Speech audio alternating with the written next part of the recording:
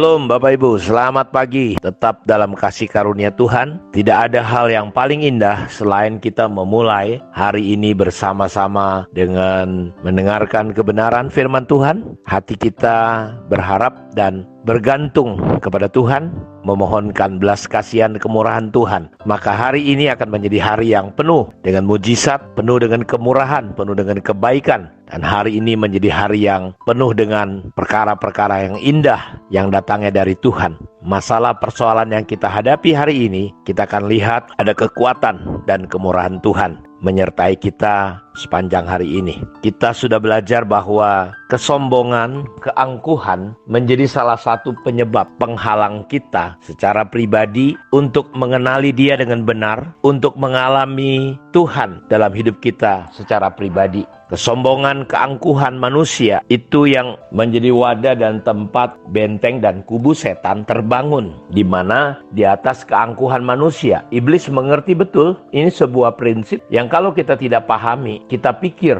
kita sudah tahu Tuhan, tapi ternyata kita terhalang. Seperti banyak kejadian di Alkitab, mereka sepertinya mengenal Tuhan, berbicara tentang Tuhan, tetapi ada yang menahan, ada yang membuat mereka tidak mengenali Tuhan. Karenanya Paulus berkata dalam 2 Korintus 5 ini, kami mematahkan setiap siasat orang dan merubuhkan setiap kubu yang dibangun oleh keangkuhan manusia untuk menentang pengenalan akan Allah. Kami menawan segala pikiran dan menaklukkannya kepada Kristus. Dan kita sudah melihat Bapak Ibu bahwa kerendahan hati, orang yang tinggi hati akan direndahkan, orang yang merendahkan hatinya akan ditinggikan oleh Tuhan. Makanya gak salah kalau Soleman berkata bahwa kerendahan hati itu mendahului kehormatan, mendahului kemuliaan, berkat Tuhan datang atas hidup kita. Sebaliknya kecongkakan mendahului kehancuran, tinggi hati mendahului kejatuhan. Jadi kalau kita membiarkan kesombongan membuat kita sulit mengenal Allah, dan itu hanya tinggal menunggu waktu kapan kita hancur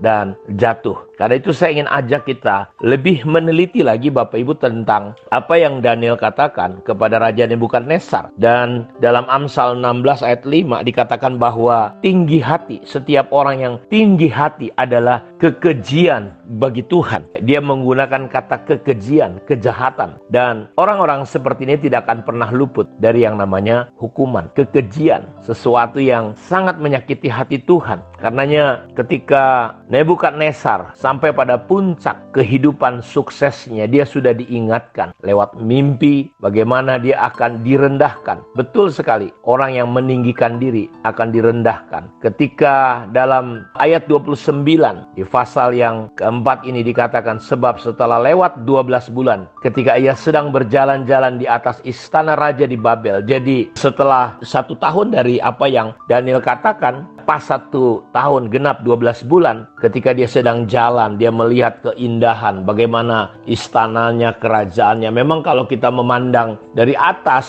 segala sesuatu itu menjadi begitu menakjubkan dan luar biasa. Dan ini yang Nebukadnezar katakan, berkatalah raja, bukankah itu Babel yang besar, yang dengan kekuatan kuasaku untuk kemuliaan kebesaranku telah kubangun menjadi kota kerajaan. Kita lihat kata aku. Jadi orang sombong selalu berpusatnya itu kepada aku, kepada dirinya. Orang yang rendah hati selalu melihat dan berpusat dari Tuhan. Jadi apa yang menggerakkan dia bukan dirinya kalau orang yang rendah hati, tapi dia selalu melihat, ini bukan aku, ini Tuhan. Kalau aku bisa sampai di titik ini Tuhan, bukan aku. Beda dengan Nebukadnezar. Nebukadnezar berkata, ini aku. Bukankah itu Babel yang besar itu, yang dengan kekuatan kuasaku untuk kemuliaan kebesaranku telah kubangun menjadi kota kerajaan. Dan itulah begitu dia meninggikan dirinya. Dia sudah diingatkan 1 tahun yang lalu oleh Daniel. Raja belum habis bicara ketika satu suara terdengar dari langit. Kepadamu dinyatakan, ya Raja Nebukadnezar, bahwa kerajaan telah dialihkan kepadamu. Nebukadnezar akhirnya hidup seperti kayak binatang, makan rumput. Kukunya panjang seperti kuku burung. Rambutnya seperti buru Raja Wali. Sampai kapan? Sampai dia mengakui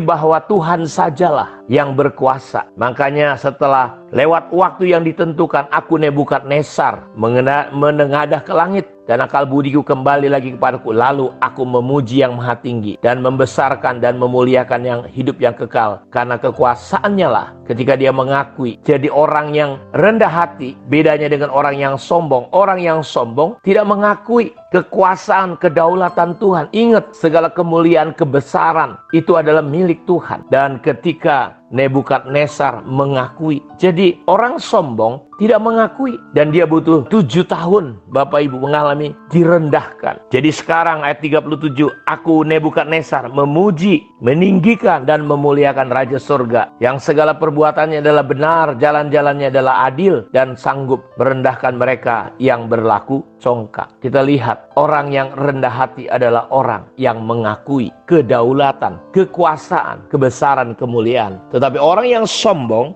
dia mengakui bahwa dialah yang besar, dialah yang hebat, dialah yang jago, dialah yang pintar. Makanya nasihat di dalam ayat 27-nya, Daniel memberi nasihat, jadi ya raja, biarlah nasihatku berkenan pada hati tuanku. Karena Daniel tahu ini raja yang dihadapin. Lepaskanlah diri tuanku daripada dosa kesombongan maksudnya, dengan melakukan apa? Keadilan. Jadi orang yang rendah hati itu Bapak Ibu dia bertindak adil. Dan ini nasihatnya Daniel, dengan melakukan keadilan dan daripada kesalahan dengan menunjukkan belas kasihan terhadap orang yang tertindas. Dengan demikian kebahagiaan Tuanku akan dilanjut. Jadi menghindari diri kita dari kesombongan. Mari layanilah Tuhan. Beri diri kita melakukan kebenaran, keadilan. Makanya dalam Pengkhotbah 7 ayat 8, akhir suatu hal lebih baik daripada awalnya. Panjang sabar lebih baik daripada tinggi hati. Jadi saya mau katakan, kita tidak bisa atur waktu.